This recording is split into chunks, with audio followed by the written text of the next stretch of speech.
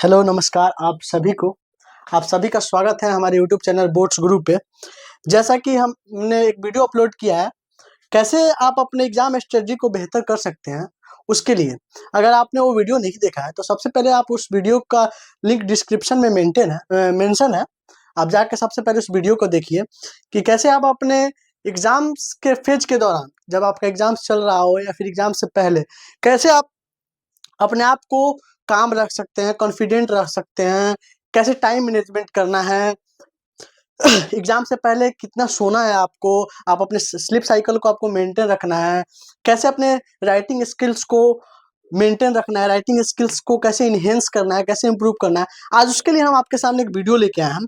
देखिए, होता क्या है कि जब भी आप बोर्ड का जब पेपर लिखते हैं या फिर बोर्ड पेपर जब देने जाते हैं, चाहे वो आईसीएसई बोर्ड हो, चाहे बिहार बोर्ड हो, चाहे सीबीएसई की बात कर, लेकिन आज हम पर्टिकुलर जो बात करने आए हो बिहार बोर्ड के पॉइंट ऑफ व्यू से बात करने हैं, क्योंकि आने वाले 17 तारीख से बिहार बोर्ड 10th का एग्जाम होने वाला है, आने वाले 17 फरवरी से। तो होता क्या है कि बिहार बोर्ड में सब्जेक्टिव क्वेश्चन का बहुत ही इंपॉर्टेंस है। जब भी हम बिहार बोर्ड की बात करते हैं तो वहाँ पे 50 नंबर का सब्जेक्टिव क्वेश्चन होता है और 50 नंबर का ऑब्जेक्टिव क्वेश्चन होता है।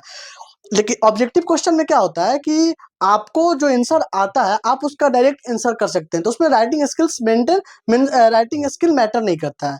लेकिन जब आप बात करते हैं कि सब्जेक्टिव क्वेश्चन का, तो आपका राइटिंग स्किल्स बहुत ही इंपॉर्टेंट है। तो आप अपने राइटिंग स्किल्स को बेहतर कर सकते हैं, कैसे आप एग्जाम में सब्जेक्टिव क्वेश्चन को लिखेंगे, उसके लिए हम कुछ महत्वपूर्ण टिप्स पे बात करेंगे। सबसे पहले करना क्या है कि आपको दो पेन, अगर हो सके तो आप दो पेन का यूज करिए। अगर आप टाइम को अच्छे से मैनेज कर सकते हैं तो आप दो पेन का यूज कर सकते हैं, एक ब्लैक और ब्लू पेन। बेसिकली यही दो पेन का यूज किया जाता है हमारे एग्जाम में। तो सबसे पहले आपको करना क्या होता है कि आप जब आंसर शीट में किसी आंसर्स को लिख रहे हो तो सबसे पहले क्या कीजिए आप कि आप अपने आंसर के जो मेन हेडिंग है उसको ब्लैक पेन से लिखिए, और बाकी सारी चीजें जो भी आपको पैराग्राफ में लिखने की बजाय, पैराग्राफ में आप ज्यादा से ज्यादा कोशिश करिए कि पैराग्राफ को ज्यादा देर तक ज्यादा समराइज ना किया जाए, ज्यादा 10 लाइन या 15 लाइन लगातार पैराग्राफ को एक्सटेंड ना किया जाए। छोटे छोटे पैराग्राफ में आंसर लिखिए। उससे भी बेहतर है कि आप आंसर को पॉइंट्स डाल के लिखिए। पॉइंट्स में 1 2 डाल के भी लिख सकते हैं, या फिर गोला करके भी पॉइंट्स को डाल सकते हैं। दूसरा जो फॉर्मेट होता है आंसर को लिखने का, कि आप जब लॉन्ग आंसर लिख रहे हो, अगर डिफरेंस बिटवीन की बात की जा रही हो, तो आप क्या करें कि एक तो आप बीच में रेखा खींचे, दोनों साइड में स्पेसिफिक स्पेस दोनों के लिए छोड़े, इक्वल स्पेस। और क्या करें, आंसर को पहले तो आप अपने आंसर का डिफिनीशन सबसे पहले लिख दीजिए। डिफिनीशन सबसे ऊपर लिखिए। उसके बाद जो डिफरेंस बिटवीन है, दोनों के बीच में क्या डिफरेंस है, उसको आप पॉइंट्स में डाल के मेंशन कर सकते हैं। उसके बाद क्या करें, पॉसिबल हो अगर आपको, तो आप क्या कि जो जो किसी भी क्वेश्चन का कुछ कुछ मेन कीवर्ड्स होता है। कीवर्ड्स मतलब मुख्य बिंदु, जिसपे आप जिस जिस क्वेश्चन को आप टैकल कर रहे हो उसका कुछ कीवर्ड होता है, तो आप उस कीवर्ड को अंडरलाइन कीजिए, ताकि जब भी आप एग्जामिनर आपका कॉपी चेक करे तो उस पे उसका ध्यान आकर्षित हो आपकी ओर, कि आपने जो लिखा है उसको अंडरलाइन किया है। आप ये दिखाना चाह रहे हैं एग्जामिनर को कि मैंने जो आंसर लिखा है उसको अंडरलाइन किया है। क्योंकि देखिए, जब भी बिहार बोर्ड का कॉपी जो चेक होता है, तो इतना किसी के पास, एग्जामिनर के पास टाइम होता नहीं है बेसिकली कि वो आपके पॉइंट आंसर को लाइन बाई लाइन चेक करे।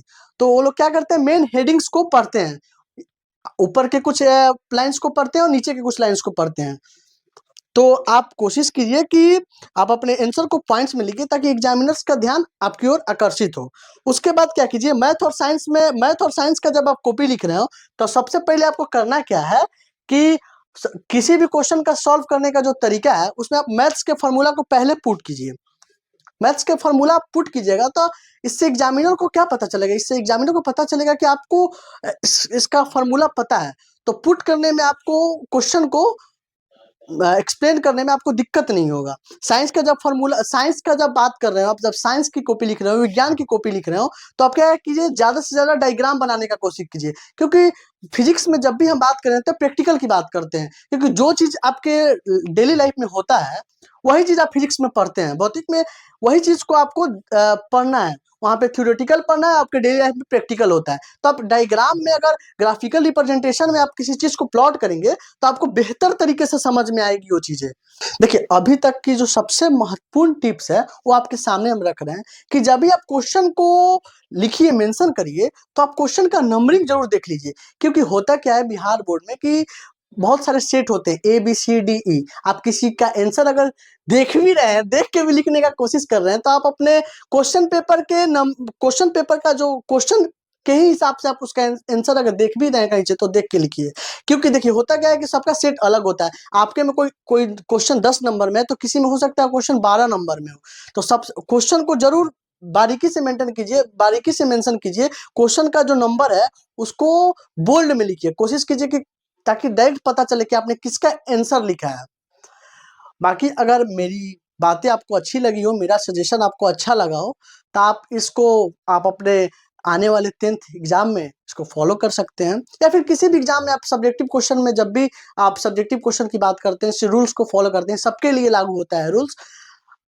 इसी इसके साथ हम अपने वीडियो का अंत करते हैं। तब तब तक के लिए आप मेरे चैनल को सब्सक्राइब कीजिए, लाइक कीजिए, कमेंट कीजिए। मिलते हैं नेक्स्ट वीडियो में, तब तक के लिए धन्यवाद।